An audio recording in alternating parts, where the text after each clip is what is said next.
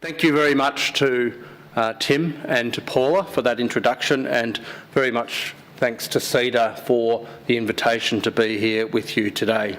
CEDA, I have to say, never fails to put on a good show, and the size of the crowd and the interest here today is testament to that.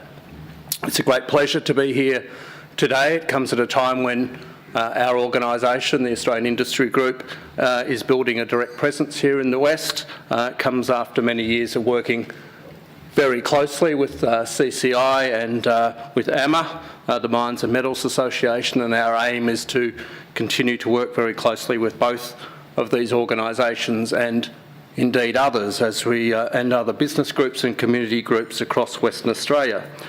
Many of you will know our Western Australian State Manager, Christian Stratton, who's here with us today, and I'd like to welcome Christian on board, and he, like Rick at CCI, is bringing much energy and flair to our deepening engagement in Western Australia.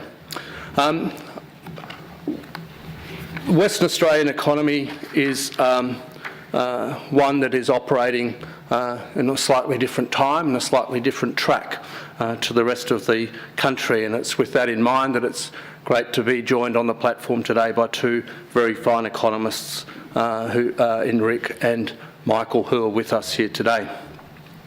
What I want to do is today to talk about what is going on in Australia's transitioning economy, reflecting both on the national and the local Western Australian dimension of this, about the challenges this presents for business, for the community and for governments, but also about the strong opportunities that form such an important part of the outlook, if we can indeed grasp them.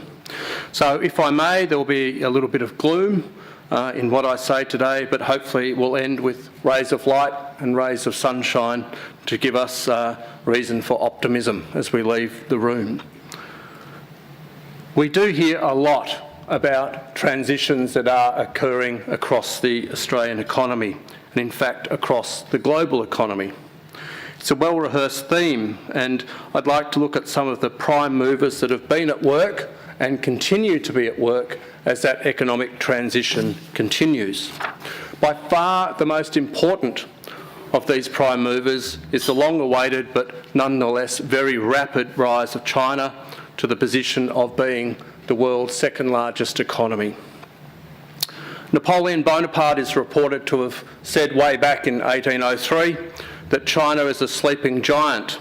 Let her sleep, for when she wakes, she will move the world.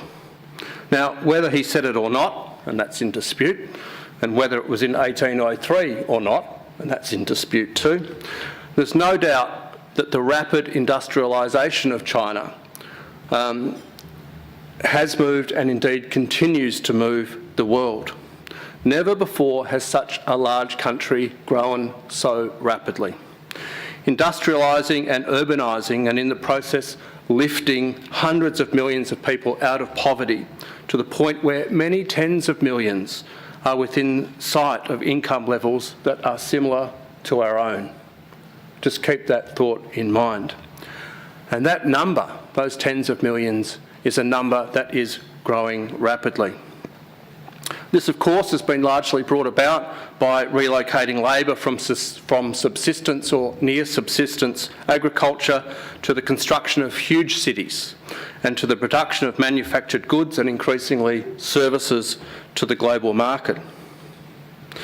It's therefore not so much of a surprise that what is happening in the rest of the world today is an echo of the China phenomenon, both economically and socially as well as politically.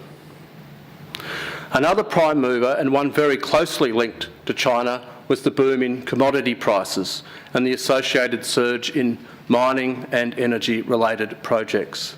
Of course, this was far more acutely felt here in Western Australia than in the rest of the country. We have not seen such rapid growth in the capital stock in our lifetime, and neither have we seen such commodity prices at these sorts of levels. In fact, outside of wars, You have to go back to the gold rushes to see an impact of this magnitude on Australia. On the positive side, it lifted domestic income, stimulated rapid population growth, and acted like a magnet to labour and to businesses supplying consumables, machinery, equipment and services, all seeking to sell into the boom.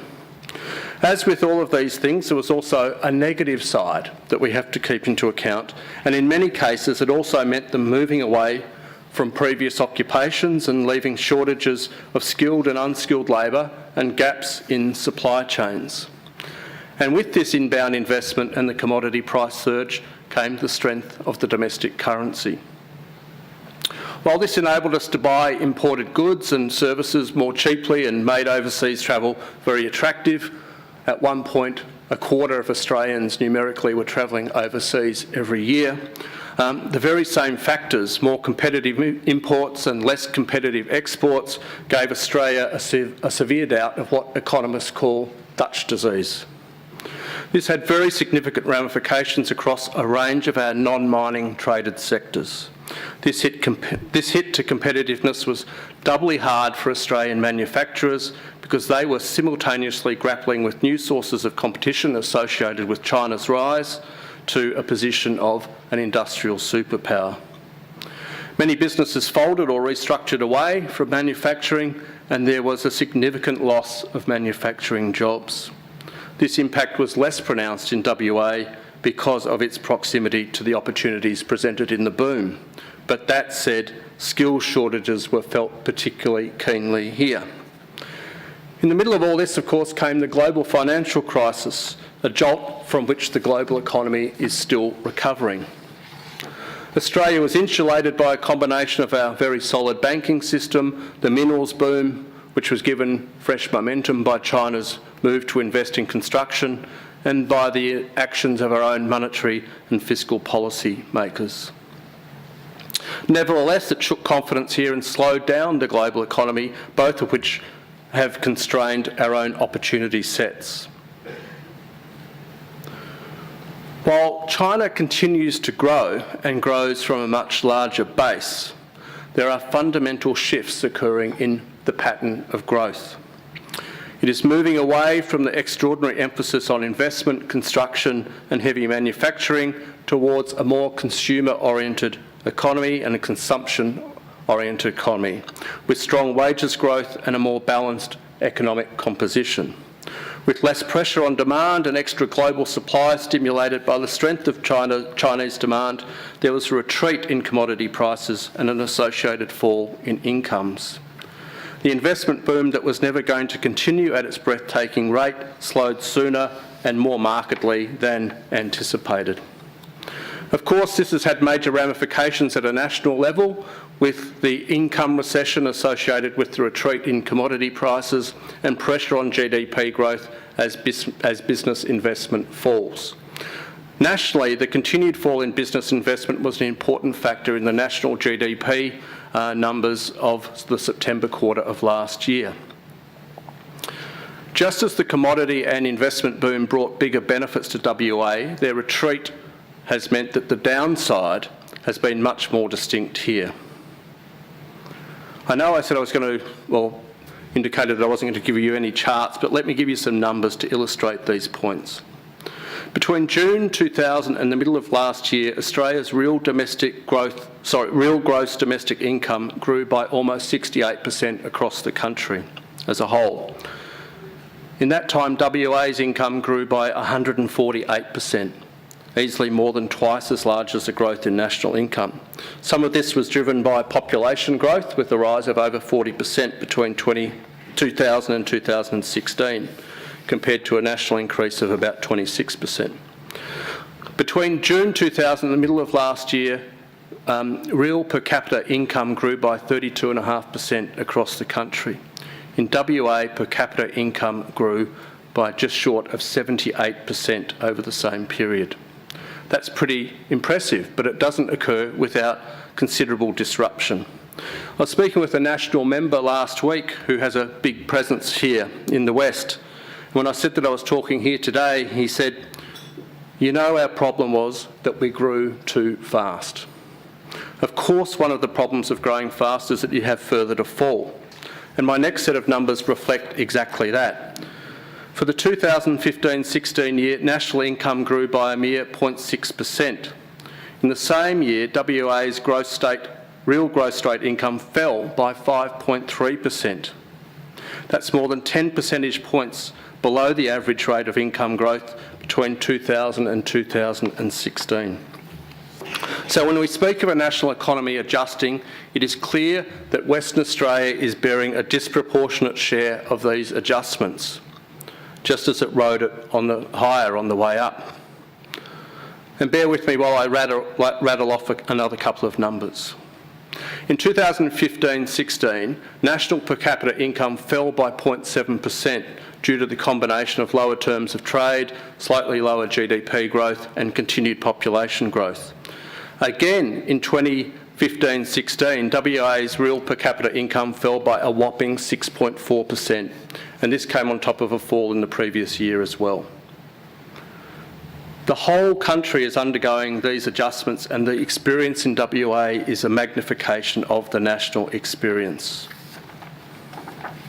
That said, well, since the middle of last year, there's been some relief in the form of higher prices for some commodities, iron ore and in particular.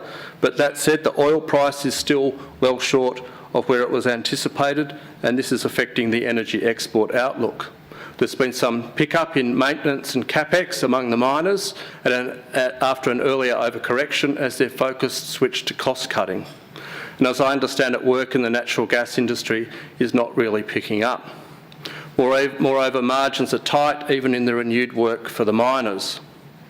Another theme of the discussions we held in Perth in January was the major adjustments going on in the construction sector. These are clearly part of a broader story and reflect in part the fact that while positive, population growth in WA has slowed significantly. This year to June saw the slowest annual rate of population growth in WA since the ABS started collecting that data in 1987. So let me now just switch my focus to some of the broad aspects of these transitions. We're seeing all around the Western world social and political disruption in the wake of the changes that have been occurring. There are very real and important lessons in the US experience. As Tim mentioned, I might talk about where there has been next to no real income growth for much of Middle America over the past couple of decades. There has been a major shift in the industrial northwest and the midwest of the United States in terms of inequality and employment. And it's no surprise that all but one of the states that fell to or changed hands in this year's presidential election came from this area, the northwest and the midwest. There are similar links occurring between the adverse impacts of the global economy around the world, most decisively behind the Brexit vote in the UK. And it would not be surprising if we saw similar patterns repeated in France over the next few months, with the National Front now leading in the polls there, with their calls to wind back French participation in the Greater Europe project. The Dutch election in the next couple of weeks will perhaps be an earlier guide to mainland European sentiment following the Brexit vote. I think these are very clear indications that transitions have not been managed well. And in Australia, we're going through undergoing and going through related pressures. And these pressures have been particularly intense in the West. In fact, we'll have a real test of the impact of these pressures in WA with the state election next month, where keen political observers will be watching for any drift away from the two major political parties towards candidates who advocate a radical change in direction, particularly on economic issues. There are nevertheless very big differences between what's occurred here and what has happened across Europe and parts of the United States. Despite going backwards over the past 2 years, let's not forget that real per capita incomes grew at an average annual rate of 3.7% in Western Australia over the whole 2000 to 2016 period. I can't think of many countries or regions that would not have been happy to have delivered that sort of outcome. Of course, these gains have not been evenly distributed, and many have not fared in line with the average. Still, while inequality in Australia has edged up over the past couple of decades, it's nowhere like is the case in the United States. For all that, there are areas of distinctly high unemployment and particularly high youth unemployment. And there are also far too many stories of middle-aged people displaced from factories and the construction sector who have very low expectations of finding a new job. So what do? We need to invest more in skills development. We need to be more proactive in the face of industrial transitions, not at holding back the tide, but equipping people and businesses to adjust. We need to be much more proactive about building new areas of economic opportunity, investing more in infrastructure, and we do have the financial capacity and the human capacity to do this. In Perth and much of WA, you also have a backlog stemming from the large increase in population, and you don't want to be living or having the experience of Sydney or Melbourne before you get on top of the infrastructure problems. Congestion there is a huge issue. I don't want to pretend that we have all the answers, but there are a lot of steps that we can take to start to address some of these issues. One issue that I'll end with to give you some consideration. I have the honour of sitting on the board of Australian Super, a $115 billion pension fund. And I know that our standing as a responsible and long-term investor was a major factor in the New South Wales government's decision in the second half of last year to agree to enter into a long-term lease of Ausgrid, which is one of the electricity distribution businesses. As I said, I'm not here to give advice, but I would think it is worth looking at. We have a whole range of other areas that we could look at to make ourselves less over-regulated and smooth out the adjustment for business. There's a lot more that we can do, and there are a lot of opportunities for us, both in Australia nationally and in WA itself. We have to manage our changes and the transition well if we are all to benefit from it. There's a lot going on in the global economy, and you're going to hear a lot more about that today. There's China, there's India, there's opportunities across the Asia-Pacific region. We are very well placed to take advantage of these opportunities. Australians often put ourselves down, but I think we have many opportunities that we can take advantage of from our ingenuity. We do, despite the trauma and the difficulties that we're going through, have the world at our feet. And WA, despite the transitions that it's going through, has perhaps the best opportunity of all across the country to take advantage of those opportunities. Thank you very much.